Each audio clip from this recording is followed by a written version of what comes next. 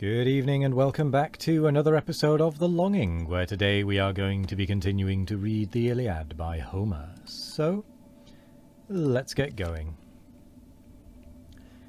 Book 21. Argument. The Battle in the River Scamander. 269. The Trojans fly before Achilles, some towards the town, others to the river Scamander. He falls upon the latter with great slaughter, takes 12 captives alive to sacrifice to the shade of Patroclus, and kills Lycaon and Asteropaeus. Scamander attacks him with all his waves.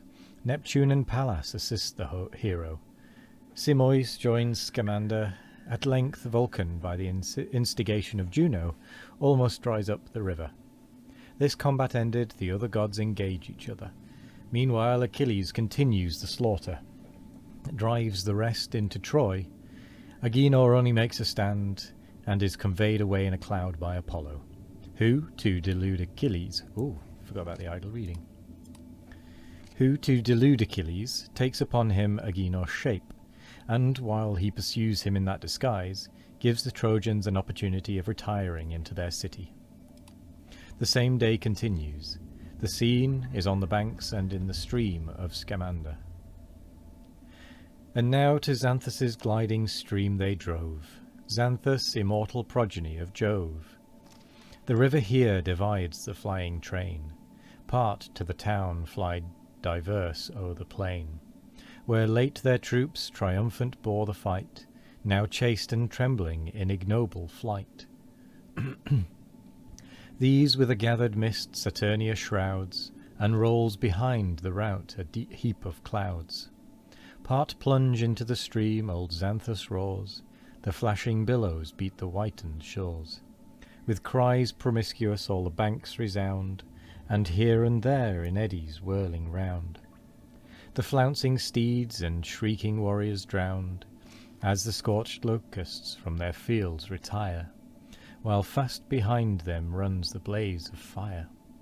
Driven from the land before the smoky cloud, the clustering legions rush into the flood. So plunged in Xanthus by Achilles' force, roars the resounding surge with men and horse. His bloody lance the hero casts aside, which spreading tamarisks on the margin hide. Then like a god the rapid billows braves, armed with his sword high brandished o'er the waves. Now down he plunges, now he whirls it round. Deep groaned the waters with the dying sound.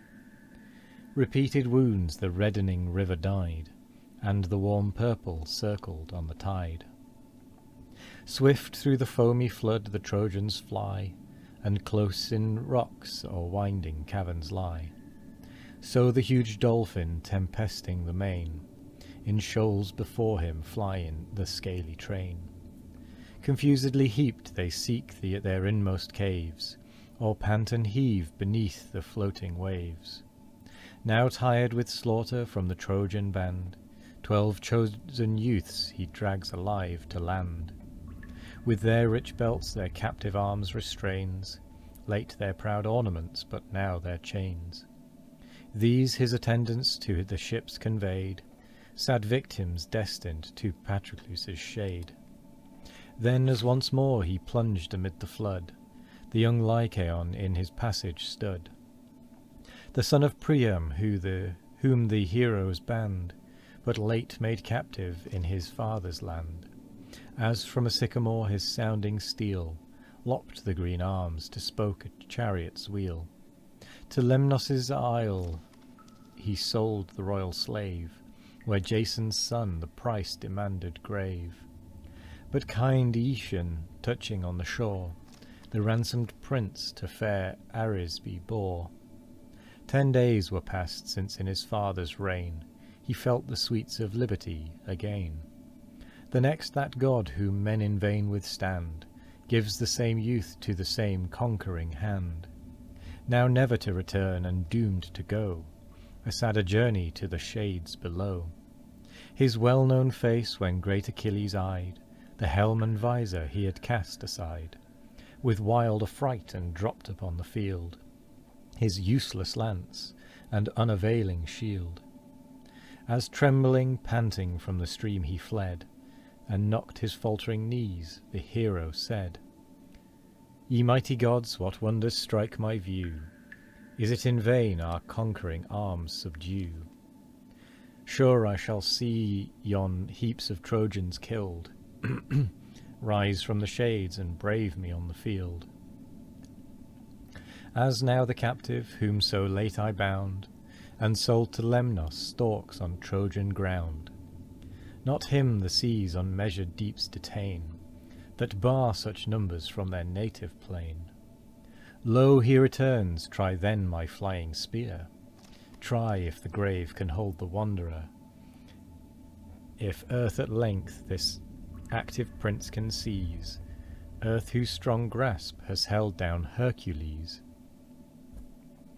Thus while he spoke, the Trojan, pale with fears, approached and sought his knees with suppliant tears. Loath as he was to yield his youthful breath, and his soul shivering at the approach of death, Achilles raised the spear, prepared to wound. He kissed his feet extended on the ground, and while above the spear suspended stood, longing to dip its thirsty point in blood. One hand embraced them close, one stopped the dart, while thus these melting words attempt his heart. Thy well-known captive, great Achilles, see, once more Lycaon trembles at thy knee. Some pity to a suppliant's name afford, who shared the gift of Ceres at thy board, whom late thy conquering arm to Lemnos bore, far from his father's friends and native shore. 100 oxen were his price that day, now sums immense thy mercy shall repay. Scarce respited from woes I yet appear, and scarce 12 morning suns have seen me here. Lo, Jove again submits me to thy hands, again her victim cruel fate demands. I sprang from Priam and Laotho fair, old Altes' daughter and Lelegia's heir, who held in Pedasus his famed abode, and ruled the fields where silver Satnio flowed. 2 sons, alas, unhappy sons she bore, for our one spear shall drink each brother's gore, and I succeed to slaughtered Polydore. How from that arm of terror shall I fly? Some demon urges, 'tis my doom to die. If ever yet soft pity touched thy mind, think not me too much of Hector's kind. Not the same mother gave thy suppliant breath, with his who wrought thy loved Patroclus' death. These words attended with a shower of tears, the youth addressed to unrelenting ears. Talk not of life or ransom, he replies. Patroclus dead, whoever meets me dies. In vain a single Trojan sues for grace, but least the sons of Priam's hateful race. Die then, my friend, what boots it to deplore? The good Patroclus is no more. He far thy better was foredoomed to die, and dost thou bewail mortality?